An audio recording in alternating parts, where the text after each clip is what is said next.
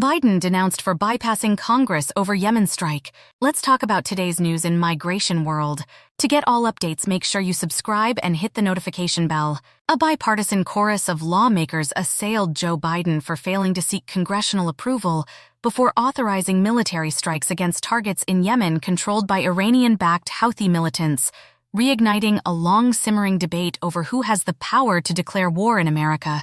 The U.S. president announced on Thursday night that the U.S. and the U.K., with support from Australia, Canada, the Netherlands and Bahrain, had launched a series of air and naval strikes on more than a dozen sites in Yemen.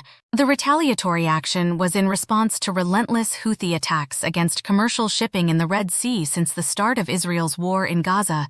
"This is an unacceptable violation of the Constitution," said Congresswoman Pramila Jayapal, a Washington Democrat and the chair of the Progressive Caucus. Article 1 requires that military action be authorized by Congress. Biden, who served 36 years in the Senate, including as chair of the Foreign Relations Committee, notified Congress but did not request its approval. These strikes are in direct response to unprecedented Houthi attacks against international maritime vessels in the Red Sea, including the use of anti-ship ballistic missiles for the first time in history, Biden said in a statement. "These attacks have endangered U.S. personnel, civilian mariners, and our partners, jeopardized trade, and threatened freedom of navigation." The escalation of American action came days after the Houthis launched one of their biggest salvos to date, in defiance of warnings from the Biden administration and several international allies who implored the rebel group to cease its attacks or prepare to bear the responsibility of the consequences. Several lawmakers applauded the strikes, arguing they were necessary to deter Iran. In a statement, Senator Mitch McConnell of Kentucky, the minority leader, called Biden's decision overdue. "The United States and our allies must leave no room to doubt that the days of unanswered terrorist aggression are over," he said. Congressman Gregory Meeks, the ranking Democrat on the House Foreign Affairs Committee, said he supported the targeted proportional military strikes in Yemen, but called on the Biden administration to continue its diplomatic efforts to avoid escalation to a broader regional war and continue to engage Congress on the details of its strategy and legal basis as required by law. Yet many progressive and a number of conservative members were furious with the president for failing to seek approval from Congress. "Unacceptable," wrote Ayanna Pressley, a Massachusetts Democrat. Mark Pocan, a Wisconsin Democrat, wrote, "The United States cannot risk getting entangled into another decades-long conflict without congressional authorization."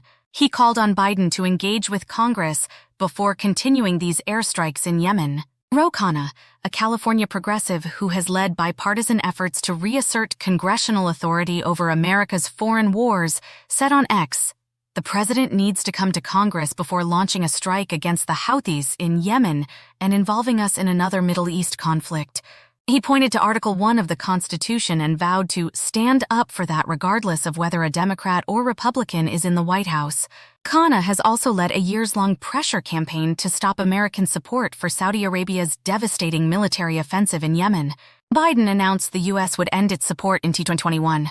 Last year, the Houthis entered diplomatic talks with Saudi Arabia, raising hopes of a truce in Yemen after a grinding civil war that has killed hundreds of thousands in the region's poorest country. Reacting to calls by Saudi Arabia for restraint and avoiding escalation in light of the American-led airstrikes, Khanna added, "If you had told me on January 20, 2021 that Biden would be ordering military strikes on the Houthis without congressional approval while the Saudis would be calling for restraint and de-escalation in Yemen, I would never have believed it."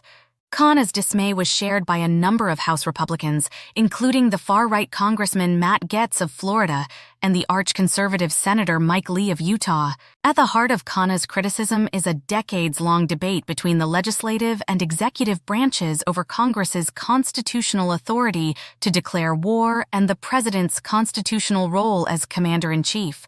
Stretching back to the Vietnam War, lawmakers have accused administrations of both parties of pursuing foreign wars and engaging in military conduct without congressional approval. "These airstrikes have not been authorized by Congress," tweeted Val Hoyle, an Oregon Democrat. "The Constitution is clear. Congress has the sole authority to authorize military involvement in overseas conflicts. Every president must first come to Congress and ask for military authorization, regardless of party. Some critics resurfaced a 2020 tweet from Biden, in which the then presidential candidate declared, "Donald Trump does not have the authority to take us into war with Iran without congressional approval. A president should never take this nation to war without the informed consent of the American people."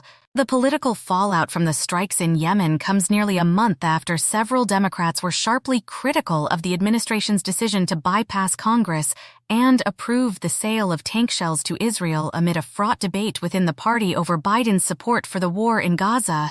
Barbara Lee, a California Democrat and longtime advocate of curtailing the president's war-making authority, said Thursday's strikes highlight the urgent need for Biden to seek an immediate ceasefire in Gaza. "This is why I called for a ceasefire early. This is why I voted against war in Iraq," she wrote. "Violence only begets more violence. We need a ceasefire now to prevent deadly, costly, catastrophic escalation of violence in the region." Thank you for watching the video. If the video was helpful, make sure to like, share, and subscribe to this channel for the upcoming videos. See you in the next video.